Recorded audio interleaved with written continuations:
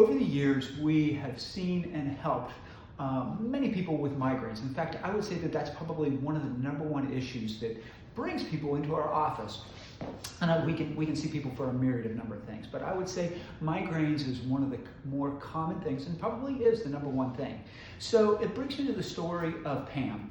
Now, Pam started to come to see us a little over a year ago, and she was referred to us by a friend, and she was dealing with headaches.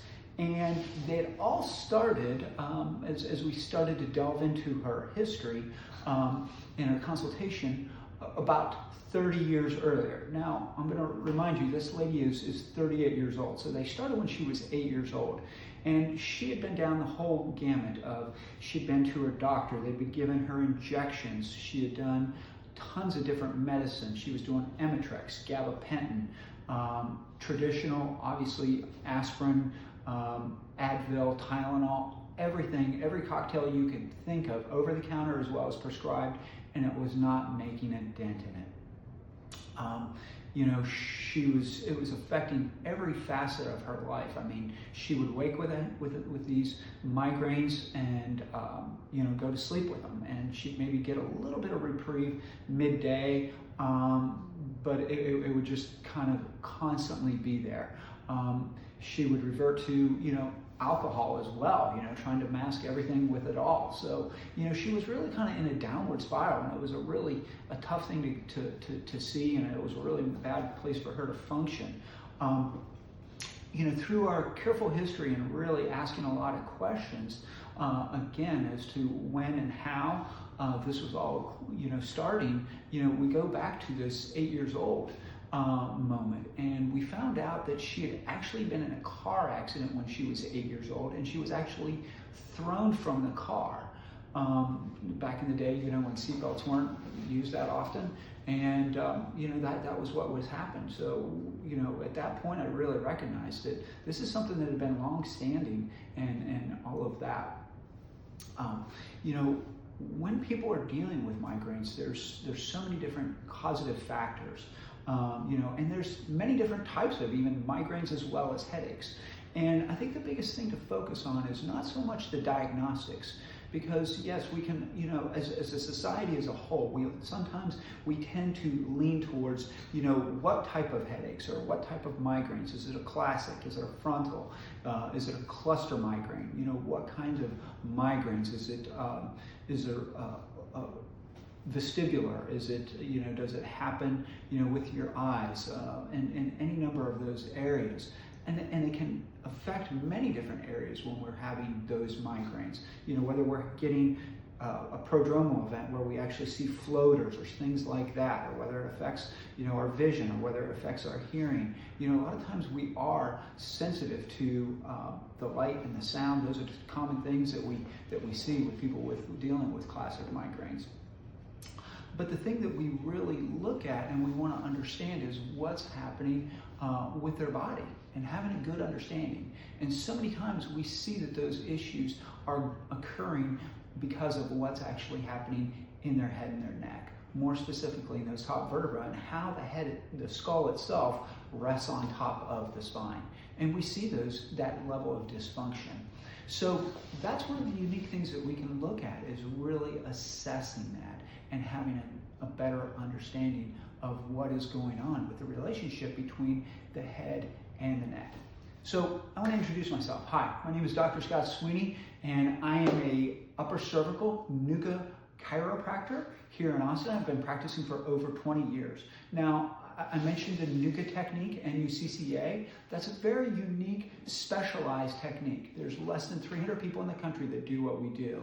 And this is a very unique chiropractic technique or method that entails no twisting, popping, or cracking. So a lot of those traditional methodologies that many people have maybe tried, or maybe they're really averse to, of going, you know, I just don't like somebody cracking or popping my neck. You know, they have a big aversion. And we see many clients like that, you know, or even say, I wouldn't go to a chiropractor because I didn't want to have that done. And they don't realize that there's people that are out there like ourselves that can do assessments and adjustments into the neck as well as the head and the skull to see what's going on. So what's so unique about our practice and what we do is we take 3 very precise pictures of the head and the neck to see what's going on in the whole skull and how that relationship with your skull and how it's being set on your spine and how that may impact things. And sometimes we're looking things down to the smallest quarter of a degree of misalignment, or how those vertebrae may be misaligned, and how we can go back in there and very gently work on correcting the spine and helping to get it back into a better place of alignment, and then what we call homeostasis, helping the body naturally get better. So those are some of the unique things that we do in the practice.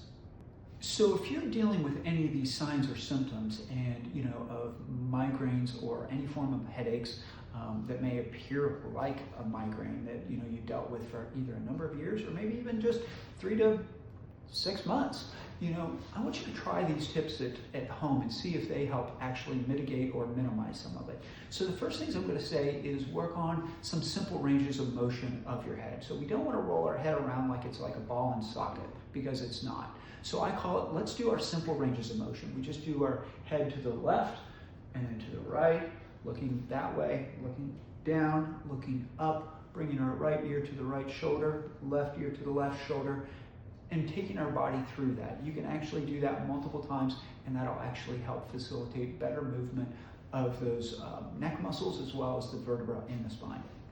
The second thing I'm going to say is we're going to do some heat and ice, but we really want to focus more on ice, for the reason of heat's going to feel good, and it could feel good in the moment, but it's a vasodilator. It's actually going to bring blood into an area that's already inflamed when we're thinking about migraines or any form of a headache.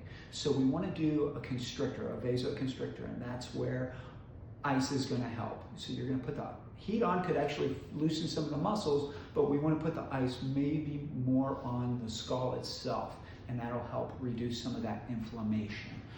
The other things that we can do for this is caffeine. Many people do that. They'll either have coffee. If they don't do that, I know so many people, they drink Diet Cokes or Cokes. I'm not a soda person. I don't condone it, but I guess maybe in this instance it could be a good thing. Maybe looking for other sources of caffeine. The other things you can do, lying on your back, helping to support that neck, and taking your pillow, forming it like a horseshoe where you're going to put it vertically like this, and then let the pillow crush around your neck in that corner like that. That's going to be really good. The other thing that I really like to recommend is using a gua sha tool or some sort of thing where you're going to actually stimulate the scalp. You can even use your fingertips. A lot of times ladies with long fingernails, or just your fingers, just very gently massaging the scalp. I like to use a gua sha because you can really kind of scrape on the side of that and find sometimes those trigger points or those muscles or areas of the scalp that are very tender and sensitive, and you can kind of help to work out through that.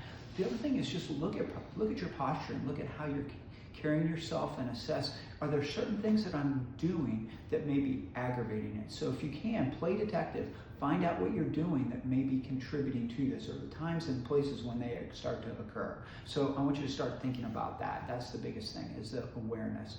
So again, if you're dealing with this, or if you've dealt with this, you've been to multiple practitioners, and maybe you've even tried these tips and they still don't seem to be helping, you're always welcome to give us a call. We'd love to talk to you. You can call our office and we can set up a free consultation, and we can talk to you and give you some options and give you some ideas. And if we're not going to be able to help you, then we're going to help steer you in the right direction of where somebody that can. So again, if you have any questions, reach out to us. You got to call us. We can't call you. Until then, farewell, be well, and be grateful.